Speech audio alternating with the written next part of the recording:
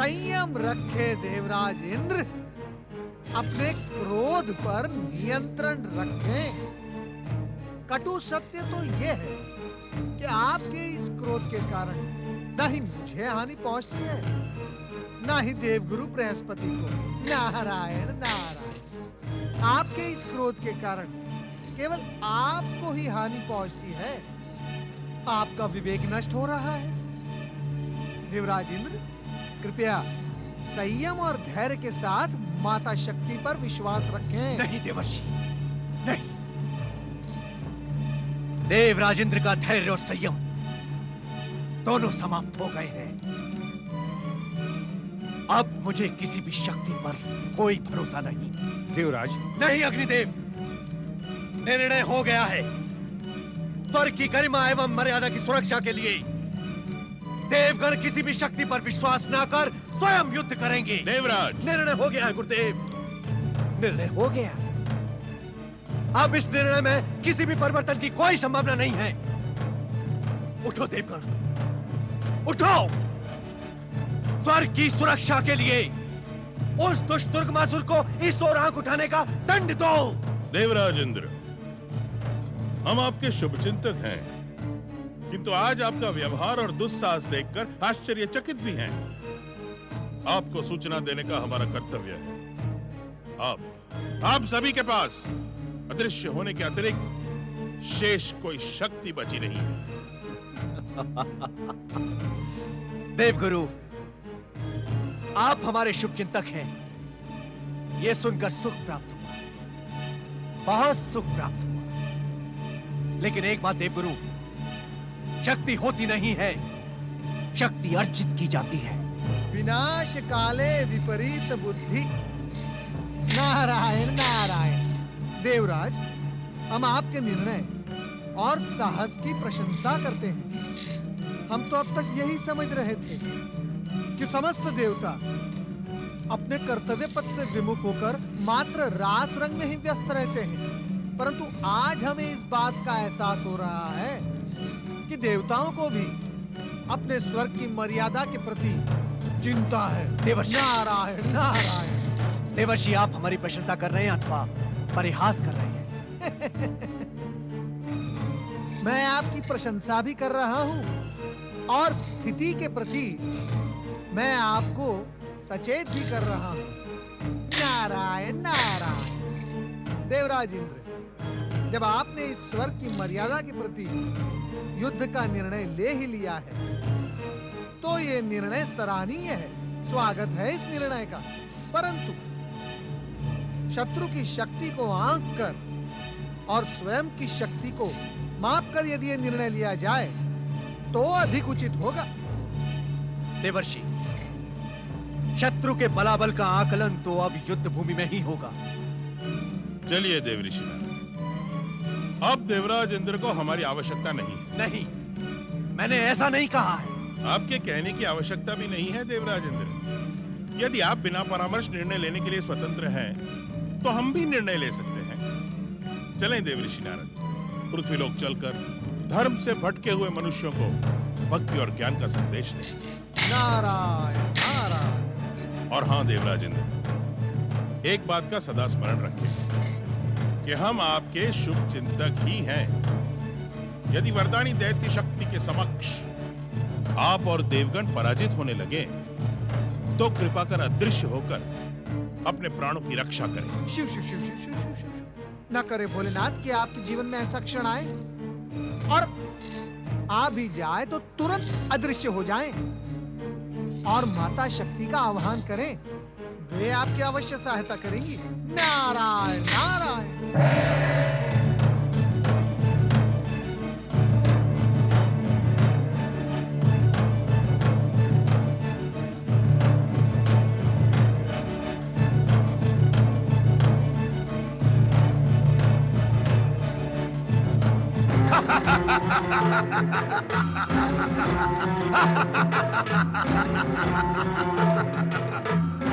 असुर सेना,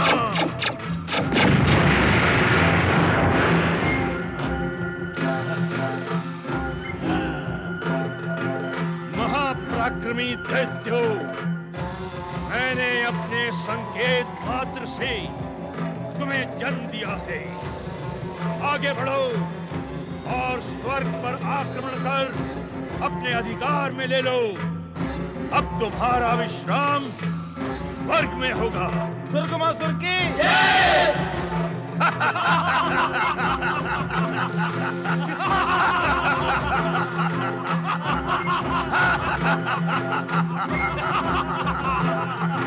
वरदानी वीर दैत्यराज दुर्गमासुर की जय!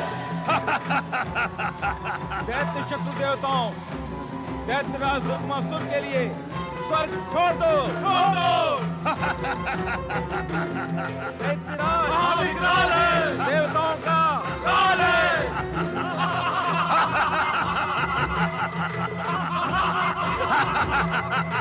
देवराज, जब हमारी चमत्कारी शक्तियां नष्ट हो गई हैं, तो हम दैत्यों का सामना कैसे करेंगे? हम किसी भी मूल्य पर स्वर्ग से अपना अधिकार नहीं छोड़ेंगे। परमवीर देवताओं, उठो और शत्रु को अपनी शक्ति का परिचय दो।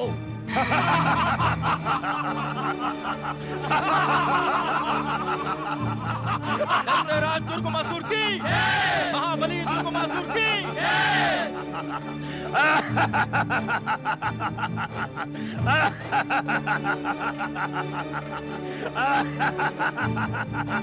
देवगण, अपने पराक्रम, बाहुबल और शक्तियों का प्रयोग करो।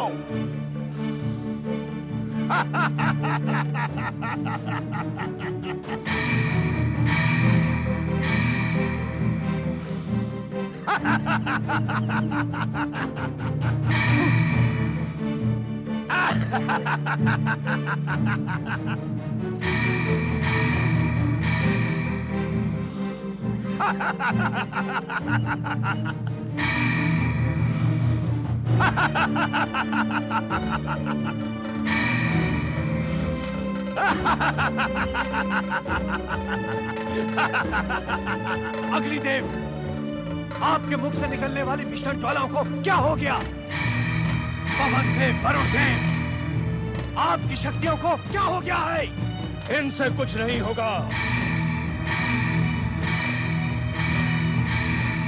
अभी तो अपने समस्त काल से भयानक विकराल दैत्यराज दुर्गमासुर को देखकर इनका साहस समाप्त हो गया है। देखते क्या हो, बंदी बना लो इन भयभीत कायरों को। देवराज इंद्र, हम पर आश्चर्य ना करो। अदृश्य होना उचित भी है तथा गुरु का आदेश भी।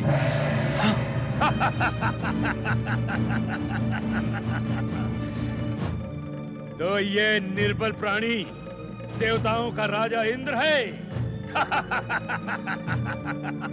इसे तो मैं अपना निवाला बना लूंगा। तुम भयभीत न हो सुंदरी। दैत्यराज दुर्गमासुर सुंदर नारियों को प्रेम करता है। आओ आओ आओ।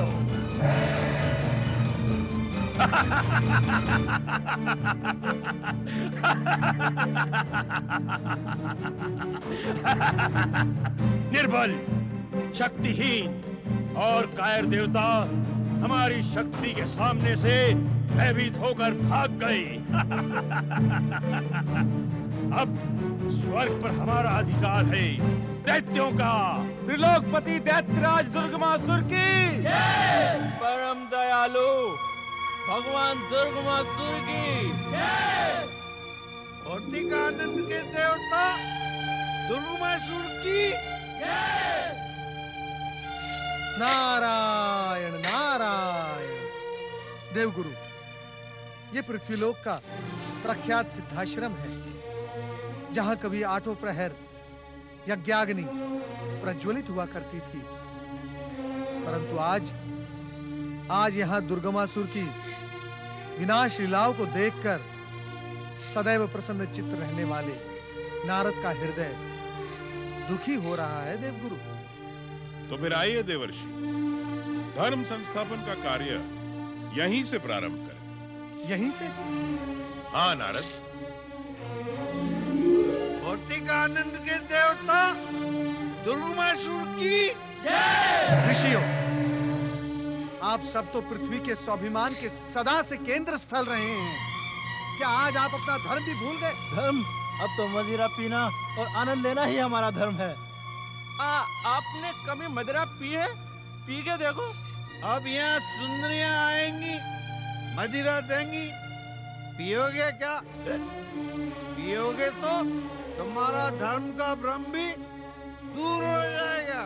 अब तो मदिरा पीना ही हमारा धर्म है। हाँ, इस सिद्धाश्रम में अब एक ही धर्म है और वो है दुष्ट दुर्गमासुर की सत्ता स्वीकार करना। ऋषियों, आपके धर्म विमुख होने का ही परिणाम है कि आज पृथ्वीलोक अकाल, महामारी और भयानक विपदाओं का सामना कर रहा है। देवगुरु, यहाँ की व्यवस्था तो नर्क से भी बुरी हो गई है। जानता हूँ देवर्षि, जानता हूँ, किंतु अब तो धर्म के नाम से भी भय लगता है। ईश्वर आराधना में जीवन का संकट उत्पन्न हो गया है। और उससे भी बड़ी बात यह है कि वेदों के बंदी बन जाने से हम धर्म की परिभाषा भी भूल गए हैं। हाँ देवर्षि, कृपा करके हमें बताएं कि धर्म क्या है, समाज को वेदों की आवश्यकता क्यों है? ऋषियों, वेद वैदिक संस्कृति के मूलाधार हैं। वो विद्या और ज्ञान के अक्षय भंडार हैं। संसार में जितना भी ज्ञान, विज्ञान, विद्या और कलाएं हैं, उन सभी का आदि स्रोत वेद हैं। वेदों के अध्ययन, मनन और वेदानुसार आचरण से मनुष्य अपने स्वरूप को जानकर, अपने लक्ष्य को पहचानकर अपने लौकिक और परालौकिक जीवन को आनंदमयी बना सकता है।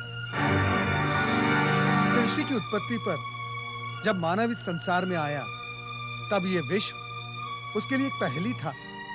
उसे इस बात का ज्ञान नहीं था कि उसे कहां जाना है, क्या करना है। तब परमात्मा ने मानव की बुद्धि को सन्मार्ग पर ले जाने के लिए उसे वेद ज्ञान प्रदान किया। और धर्म क्या है? धर्म वो है जो संपूर्ण सृष्टि को धारण करे। धर्म ही वेद विहित है। परात परब्रह्म परमात्मा शिव शंकर ने जिस उद्देश्य से इस सृष्टि के हर प्राणी को रचा है, उसी उद्देश्य को पूरा करना हर प्राणी का धर्म है। जैसे अग्नि का धर्म है ताप देना, जल का धर्म है प्राणी मात्र की रक्षा कर त्रिषित कंठ को तृप्त करना। और मानव धर्म क्या है? विश्व बंधुत्व, सत्य का आचरण, प्राणी मात्र से प्रेम और अहिंसा के मार्ग पर चलते हुए प्रत्येक क्षण भगवान भोलेनाथ का नाम स्मरण करना, यही मानव का धर्म है। अधर्म के इस वातावरण में धर्म और वेदों की ज्योति दिखाने के लिए हम आपके सदैव ऋणी रहेंगे। ऋषियों, यदि आपको ऋणी ही रहना है तो आप भगवान भोलेनाथ के ऋणी रहें, क्योंकि हम उनकी ही प्रेरणा से यहाँ उपस्थित हुए हैं। बोलो भगवान भोलेनाथ शिव शंकर की जय। बोलो कैलाशपति शिव शंकर भगवान की जय। बंद करो ये शिव की जय जयकार। हाँ, बंद करो ये जय जयकार। दैत्यराज दुर्गमासुर एकमात्र हमारा भगवान है। त्रिलोकपति दुर्गमासुर ने हमें जीवन का आनंदित मार्ग दिखलाया है। तुम लोग यहाँ पर शिव की जय जयकार करके यहाँ का वातावरण भ्रष्ट ना करो। ये दोष इनका नहीं है, अपितु इन्हें अनुचित शिक्षा ये नारद और बृहस्पति दे रहे हैं। नारद, बृहस्पति, तुरंत यहाँ से चले जाओ, अन्यथा दुर्गमासुर विरोधी होने के कारण हम तुम्हें यहीं समाप्त कर देंगे। समाप्त कर देंगे। शिव शिव शिव, नारायण नारायण। बंद करो ये वाला।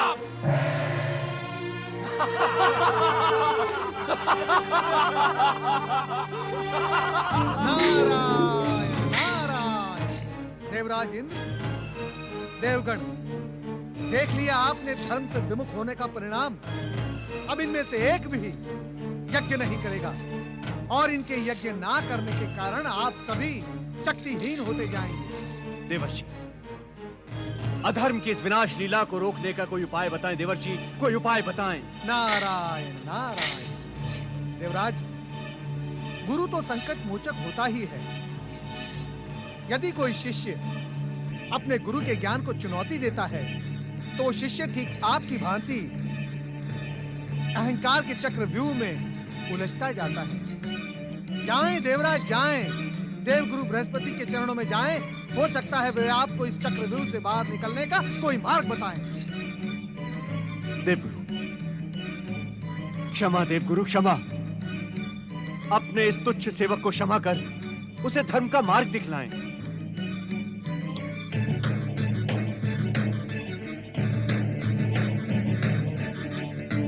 देवराज उठें। आपने कोई अपराध नहीं किया है। विपत्ति के समय प्राय मतिभ्रम हो सकता है, किंतु विपत्ति का हल मतिभ्रम में नहीं, धैर्य, ईश्वर आराधना और ईश्वर विश्वास में छुपा हुआ होता है। नारायण नारायण। देवराज इंद्र, देख लिया आपने देवगुरु का ज्ञान और बड़प्पन। देवगुरु, इस समय हमारे लिए क्या करना उचित होगा? माता शक्ति की आराधना। इस दुर्दशा से मां शक्ति ही तुम्हें उबार सकती है। आप सभी देवगण को हिमालय जाकर माता पार्वती का आह्वान करना होगा, क्योंकि कैलाश जाने की शक्ति तो आप गंवा चुके हैं। गुरुदेव, मैं अपनी धृष्टता के लिए ग्लानि और पश्चाताप के भाव से ग्रसित हूं। यदि समय रहते हमने आपका आदेश एवं परामर्श मान लिया होता, तो आज देवताओं को इन विषम परिस्थितियों का सामना नहीं करना पड़ता। नारायण नारायण। देवराज इंद्र, कमान से निकला तीर और मुख से निकला शब्द कभी वापस नहीं आता। गुरु चाहे अपने शिष्य से कितने ही ऊंचे और कटु शब्द बोले, परंतु उसके मूल में शिष्य की सफलता ही छिपी होती है। गुरु तो कटु वचन और उच्च स्वर का प्रयोग तब करते हैं जब वो देखते हैं कि उनका शिष्य ज्ञान से अज्ञान और प्रकाश से अंधकार की ओर जा रहा है। और गुरु अपने शिष्य के ऐश्वर्य से कभी चमत्कृत नहीं होते, इसलिए वे सत्य बोलते हैं, और सत्य सदा कटु होता है। विलंब न करें देवराज। संकट, पश्चाताप और ग्लानि के हर भाव से मां शक्ति आपको मुक्त करेगी। चलें।